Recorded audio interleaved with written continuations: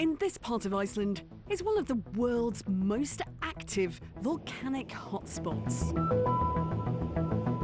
Krafla has erupted 30 times in 1,000 years and last blew in the 1980s.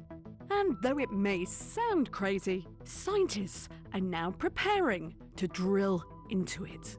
The idea is to learn more about how volcanoes behave so that we can better predict eruptions and also tap into a super hot source of energy. Volcanoes can be spectacular, but they're also devastating. Around the world, millions of people live close to them. Here in Iceland, residents of Grindavik have had their lives upended by a string of eruptions.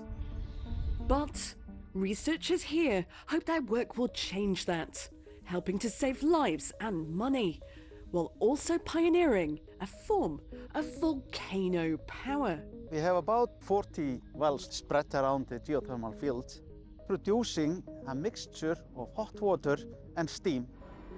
This plant supplies electricity to about 30,000 homes. Soon after it began operations 5 decades ago, Krafla began to wake up again. We started to have volcanic eruption only 2 kilometers away from where we are standing now. This was a very strong indication about where the heat was coming from. Using those new clues, scientists began drilling in this spot, where in 2009 they stumbled across an extraordinary discovery, a shallow pocket of magma. We were aiming to drill to 4.5 kilometers, and we're absolutely not expecting to hit magma at only 2.1 kilometer depth. Much closer to the surface than scientists ever imagined. The extreme heat from this molten rock destroyed their equipment. We were able to measure the power that comes out of it. This well produced about 10 times more than the average well in this location, giving us a very strong indication of the extremely powerful resource that we may be sitting on. Now a team from KMT, the Krafla Magma Testbed Project, want to find it again. Right here, 2 kilometers down, is a red-hot magma chamber, and scientists are preparing to drill down into it. Starting in 2026, they'll begin work on the first ever underground magma observatory. We are basically standing on the spot where we are going to drill. What we want to do is to basically revolutionize the way we monitor volcanoes. The plan is to place sensors in the magma, temperature and pressure sensors. This will allow us to predict with more accuracy volcanic activity. So this will change how we predict eruptions. With the second well, they'll harness that extreme heat, developing what's called near magma geothermal. The plan is to drill just short of the magma itself, possibly poke it a little bit with the geothermal resource, which is located just above the magma body. We believe that is around 500 to 600 degrees Celsius. Just 2 boreholes of this kind could match the output of this entire plant. We now today need to feed the power plant with 22 normal wells. So there is an obvious game changer. And there's the exciting possibility of potentially limitless, cheap, clean energy. This is a big part of how we are going to take geothermal to the next level, and also, of course, a huge part in the green energy transition. But the drilling will be technically challenging. At the University of Iceland, lab work is underway testing materials to withstand extreme heat and pressure. This is carbon steel, so the typical material used in the geothermal wells. These carbon steel materials lose strength quite quickly after 200 degrees Celsius, and they are also not corrosion resistant. So we have to explore new materials and more corrosion resistant alloys. They're working with temperatures of up to 500 degrees and corrosive gases. We have been focusing on high-grade alloys, nickel alloys, and also titanium alloys. The team here think this could be replicated around the world.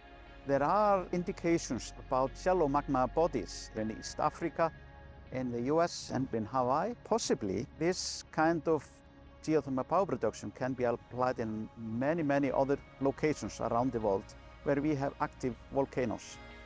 So, this crazy sounding plan may actually have huge potential.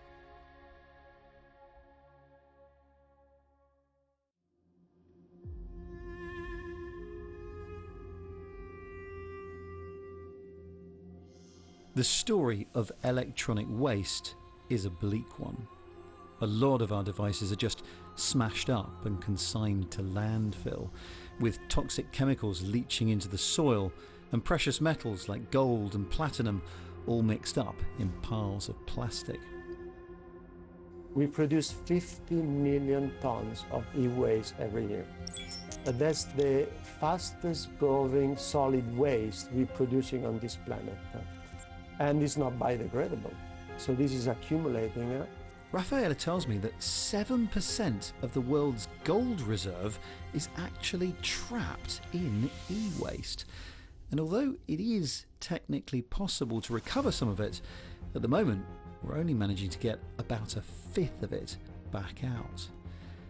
And so we continue to mine more gold, with all of the environmental impacts that causes. A 2021 report from the WWF, the Global Environment Campaign, found that extracting 1 kilogram of gold leads to 12,000 kilograms of CO2 emissions. Extracting 1 ton of gold displaces 100,000 tons of rock and surrounding environments, and can result in chemicals like mercury and cyanide ending up escaping into rivers. What would be ideal is if there were a way of recovering metals like gold from e-waste in a cleaner, greener, more sustainable way. Well, that is exactly what Raffaella and his team have discovered. The first thing you do is pull all the bits of metal off of your phone or your computer and you grind it up into this powder. This is a mix of all sorts of metals like copper and gold, palladium, platinum and stuff. So how do you get the gold out? Well, the first thing you do is pour it into some pretty nasty acid. That's why I'm wearing the goggles and the gloves. It goes green because there's a lot of copper in there. But what you then do is pop this magic sponge in there. This sponge, over the course of 24 hours, attracts ions of gold more strongly than it attracts anything else that's in that solution. So about a day later, you have a sponge that's absolutely saturated with gold ions. What you do then is take the sponge out, incinerate it, and you're left with melted gold, which when it solidifies, becomes gold nuggets. So the important question is, what is your magic sponge made of? The answer is ricotta cheese.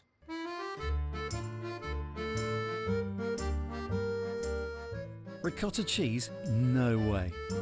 Well, actually, yes, whey. Because whey is the liquid left over from cheese making, which can itself be made into several things like ricotta.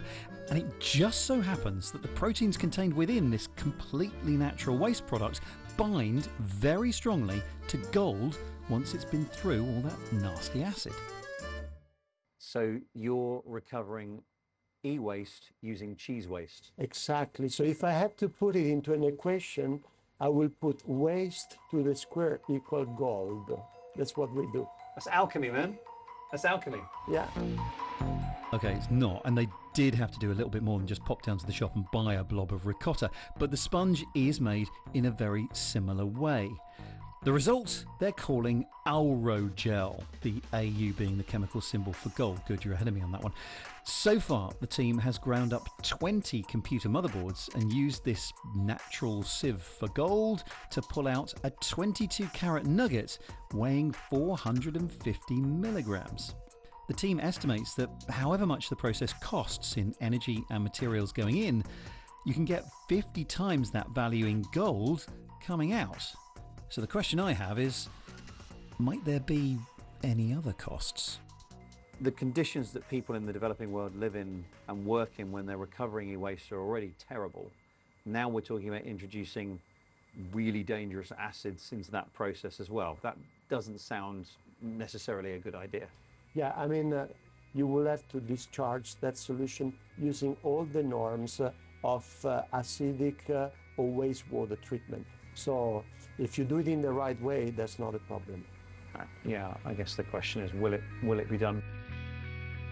Now, this type of sponge from cheese making only works with gold, but Raffaella is hoping to discover other byproducts from other industries which would remove other materials. It may be that waste products from the oil or soy industries might bind strongly to silver or palladium or even radioactive uranium and organic materials like hormones. It would all come down to finding the right proteins in the right materials and whether nature can give us all a helping hand. That's it from us for now. Thanks for watching, and we'll see you soon. And there's more from the Click